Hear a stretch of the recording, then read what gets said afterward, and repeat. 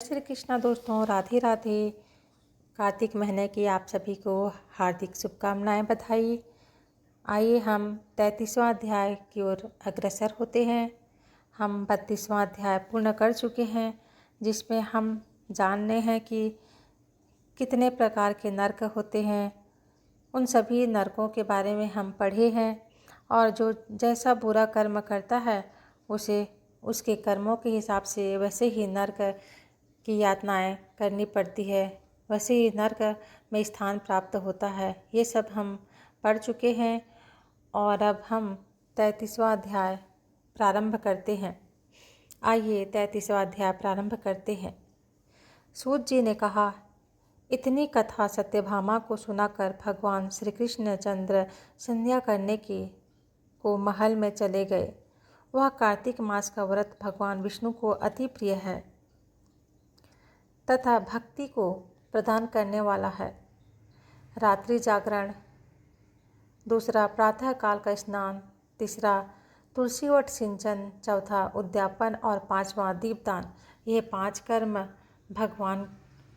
कर्म भगवान विष्णु को प्रसन्न करने वाले हैं, इसलिए इसका पालन अवश्य करना चाहिए।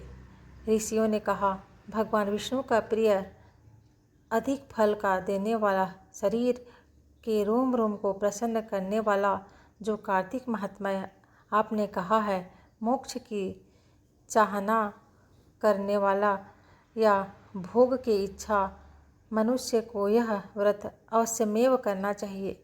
किंतु हम एक बात आपसे पूछना चाहते हैं, वह यह है कि यदि नर कार्तिक मास का व्रत करता है या करने वाला किसी संकट में फंस जाए, या वह जंगल में हो या किसी रोग से ग्रसित हो जाए, तो फिर वह कार्तिक व्रत को किस प्रकार करे, क्योंकि यह विष्णु जी का अतिशय प्रिय तथा मुक्ति भक्ति प्रदान करने वाला व्रत किसी तरह से नहीं छोड़ना चाहिए।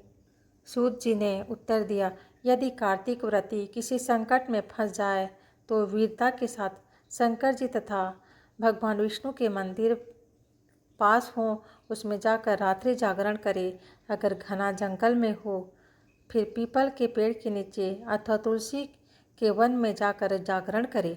भगवान विष्णु जी की मूर्ति के सम्मुख बैठकर विष्णु जी का कीर्तन करे। ऐसा करने से 1000 गौओं के दान के बराबर फल मिलता है। जो मनुष्य विष्णु जी के कीर्तन में बाजा बजाता है, उसे वाजपेय यज्ञ के बराबर फल मिलता है, और हरि कीर्तन में नित्य करने वाले प्राणी को समस्त तीर्थों का स्नान करने का फल मिलता है। किसी संकट के समय या रोगी हो जाने पर, और यदि जल न मिल सके तो केवल भगवान विष्णु के नाम मात्र से मार्जन ही कर ले। यदि उद्यापन न कर सके तो व्रत की पूर्ति के लिए केवल ब्राह्मणों के प्रसन्न होने से विष्णु जी प्रसन्न होते हैं। यदि आप दीपदान कर सकें, दूसरे की दीप की वायु आदि से भली भांति रक्षा करें, और यदि तुलसी का पौधा पास न हो तो वैष्णव ब्राह्मण की ही पूजा कर लें, क्योंकि भगवान सदा अपने भक्तों के पास रहते हैं। इन सब के न होने पर व्रती ब्राह्मण गौ, पीपल और वट वृक्ष की श्रद्धा से सेवा करे। शौनकादि ऋषियों ने कहा, आपने गौ तथा ब्राह्मणों के सदृश पीपल और वट वृक्षों को बतलाया है, और सभी वृक्षों में पीपल का वृक्ष और वट का वृक्ष श्रेष्ठ क्यों कहे गए हैं?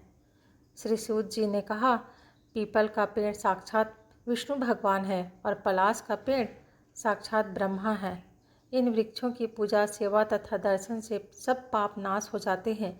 ऋषियों ने कहा, हे प्रभु, हम लोगों को इसमें शंका है कि ब्रह्मा, विष्णु और शंकर वृक्ष रूप क्यों हुए? आप कृपा करके हमें बतलाइए। श्री सूत जी ने कहा, प्राचीन काल में भगवान शंकर और पार्वती जी विहार कर रहे थे। उस समय उनके विहार में विघ्न डालने के विचार से ब्राह्मण का रूप धारण करके अग्निदेव वहां पर गए।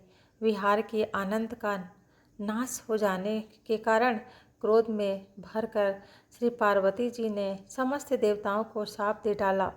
पार्वती जी ने कहा, हे देवताओं, विषय सुख को कीट पतंगे भी जानते हैं, उसमें आप लोगों ने देवता होकर विघ्न डाला है, इसलिए आप सब लोग वृक्ष हो जाओ। सूर्य जी ने कहा। इस प्रकार क्रोधित पार्वती जी के शाप से सब देवता वृक्ष हो गए। इसी कारण भगवान विष्णु तथा शंकर जी दोनों पीपल और वट वृक्ष हो गए। इसी कारण भगवान विष्णु का शनिदेव के साथ योग होने के कारण केवल शनिवार को ही पीपल का स्पर्श करना चाहिए और किसी दिन नहीं। यहीं पर 33वां अध्याय समाप्त होता है। जय श्री कृष्ण।